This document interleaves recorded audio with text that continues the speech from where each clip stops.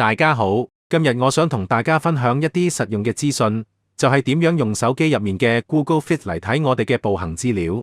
我知道呢個對我哋柏金遜症病友嚟講特別有用，所以就想同大家詳細講解一下。咁首先講下 Android Google Fit 係乜嘢？其實好簡單，只要你將部 Android 手機放喺口袋入面，或者帶住喺身上，個手機入面嘅感測器就會自動偵測同記錄你嘅步行資料。包括你行咗幾多步，行咗幾遠咁樣。最重要係你唔需要特別做乜嘢，就咁將手機放喺口袋入面就得㗎啦。跟住我哋睇下 Google Fit 會記錄啲乜嘢資料。第一係步數，即係你每日行咗幾多步，手機會自動偵測，唔使帶任何額外裝置。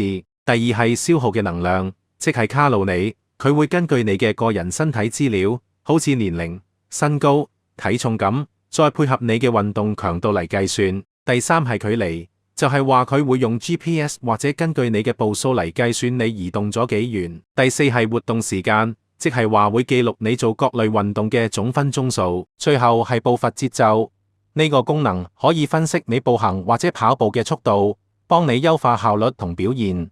咁點樣開始用 Google Fit 呢？好簡單，首先你要喺 Google Play 商店下載同安裝 Google Fit App 跟住用你嘅 Google 賬戶登入之後，輸入基本個人資料，好似年齡、身高、體重咁，最後開啟自動活動追蹤功能，咁樣手機就會自動記錄你嘅步數同其他數據。咁對於我哋柏金遜症患者嚟講 Google Fit 有乜嘢好處呢？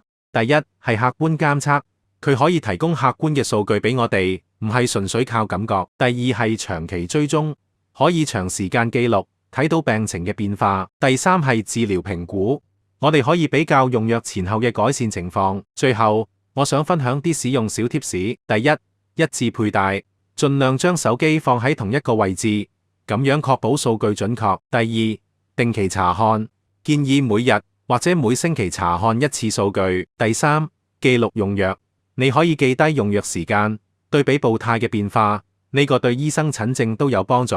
結語，好啦，今日嘅分享就到呢度。如果大家有任何問題，或者有使用心得想分享嘅話，歡迎喺影片下面留言。